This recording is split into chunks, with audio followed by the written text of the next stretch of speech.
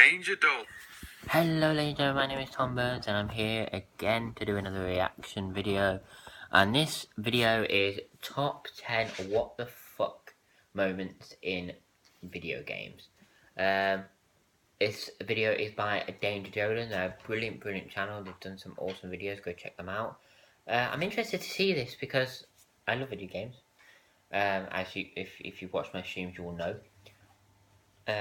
Sorry, just sorting out everything. Yeah. As you know, as you all know, I'm a big fan of video games. I think this will be a really good video to do. I hope you enjoy this video, and here we go. Danger Dolan. From twists that were so bad that you couldn't help but get angry, to being misled in every way possible, we count 10 of the biggest what the fuck moments in gaming. Number 10, Fallout 3, Tranquility Lane. So chances are you've played quite a bit of Fallout at this point. You've digged around in the wasteland collecting several metric tons of empty bottles just in case, because you're not OCD, you're just making sure you don't miss anything cool, like one of those random events you've heard so much about. So when the theme changes and the color goes to black and white, you're already a little unsettled. I mean, it's more obvious, if not outright told to you, that it's all simulation. But you know it's a Matrix-style thing, so you die in there. You die in real life. And if that isn't a massive red flag, I don't know what is. So you wander around for a bit and everything actually seems pretty nice. A bit gray. But hey, gray ain't that bad.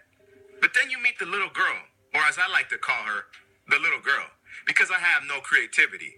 But really, she's evil as all buggery. She'll try to make you kill everyone else in the simulation. And it really seems like you have no choice but to do this unless you explore. Which you should and probably did do. But the thing is, using the supposed good karma option actually kills everyone too.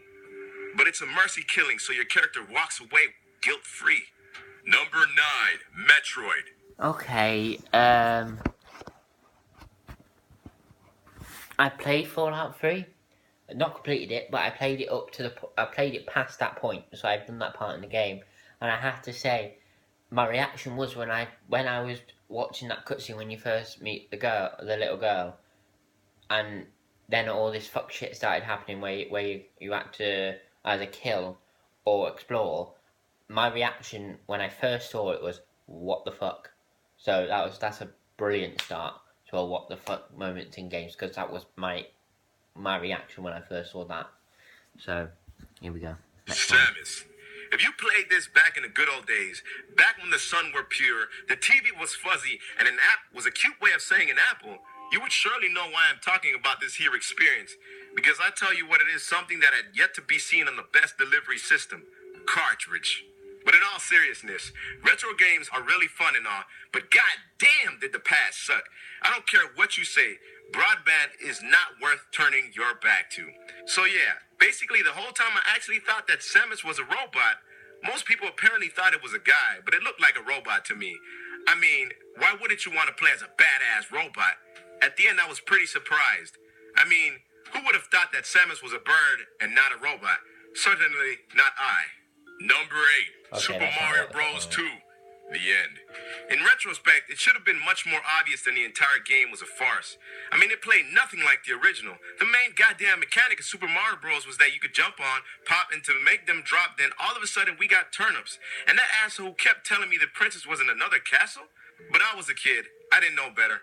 I read Goosebumps and actually felt scared after doing so. But even though I enjoyed the masterful writings of R.L. Stine, I didn't take the "it was a dream the whole time" thing well at all. I mean, it's not like Mario's a narrative experience, but still, if I was dreaming, I would have had robots and a monster that looked suspiciously like a man in a suit chasing me through molasses.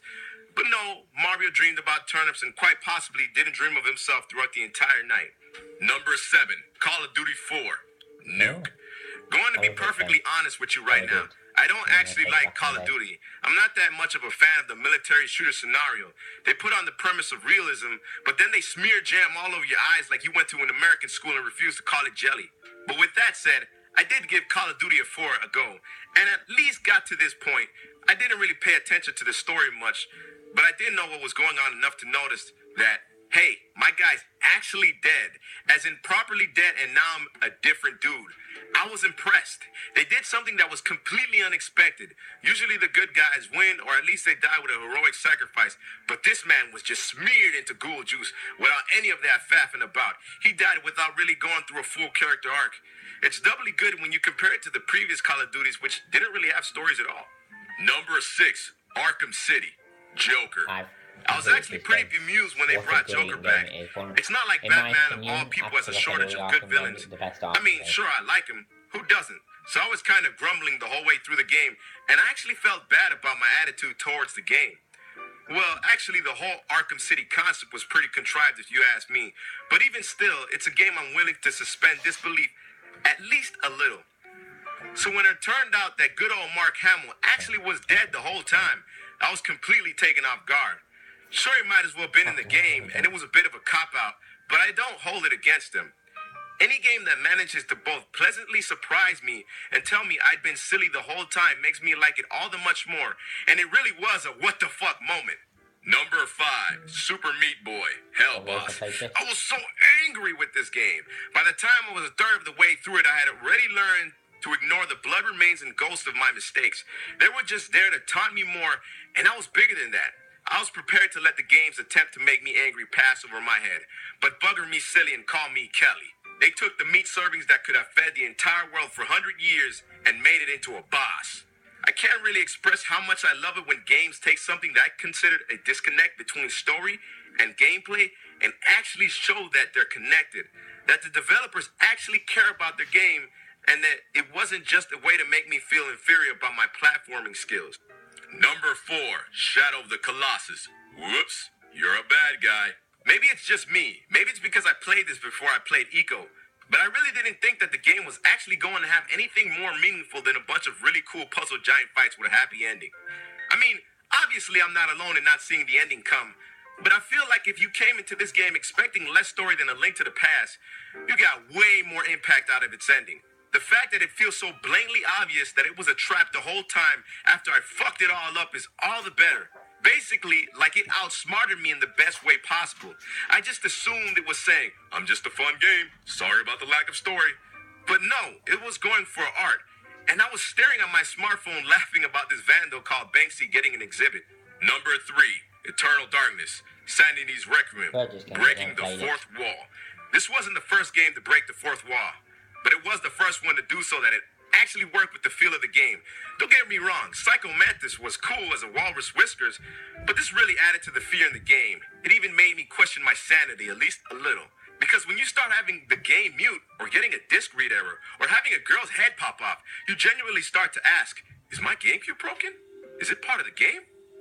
Or wait, am I going off my knockers? If any horror game makes you ask that, even for a nanosecond, it's doing something so very right, and I honestly scream, what the fuck? When the GameCube had an error. Number 2, Spec Ops, The Line, the ending.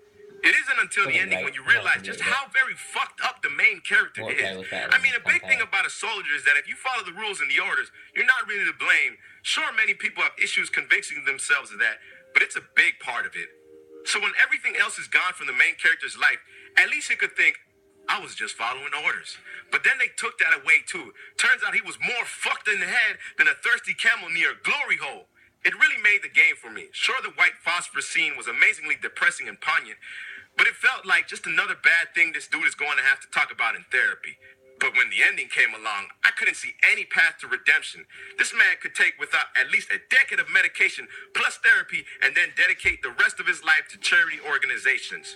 Number 1, Metal Gear Solid 2, Raiden. Fucking Kojima. He makes some crazy-ass stories that are hard not to love, but when he pulls a complete head fake and makes you play as a brand new character without any preparation, while also making you think you get to play as that old badass Snake again, I genuinely believe that if he didn't pull this move, people would actually talk about the intended what the fuck moment at the end. But we're not talking about that because he wanted to fuck with us right from the beginning. You even got to play as Snake in the demo. Snake was on the cover. All of the marketing and hype made you excited to play as Snake in the new adventure. It's a damn shame too because the story is actually really fun if you ignore this moment. But how can you? It's the biggest what the fuck moment in all gaming. You can't just go and ignore it. That's it for this countdown. And have a good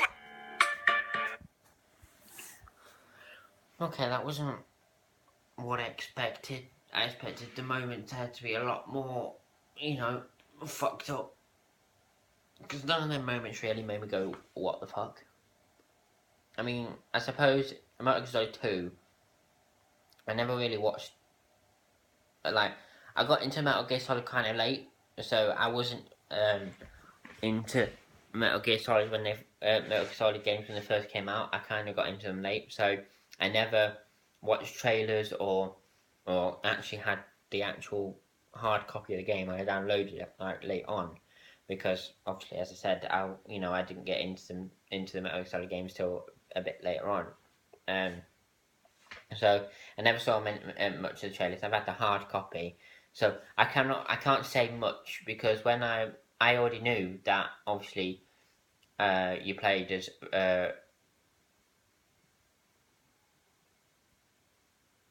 Raiden in Metal Gear Solid 2. I already knew that because I knew about the game anyway. Because I got into the Metal Gear Solid franchise, completed 1, and then it took me ages until I got 2, but I already knew because I'd already read so much about the game that he played as Raiden. So it wasn't too much of a what the fuck moment for me because I already knew. But if you didn't know, and everything you read up on the game before the game came out was leading towards you thinking you were going to play as Snake, Snake being on the cover, Snake being playable in the demo, of course, when you go into the game thinking you're going to play as Snake, and then you're playing as this guy called Raiden,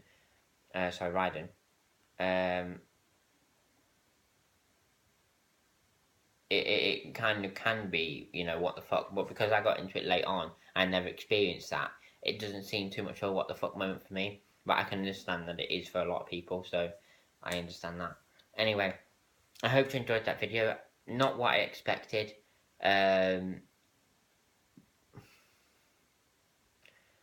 But I hope you enjoyed it, and see you later.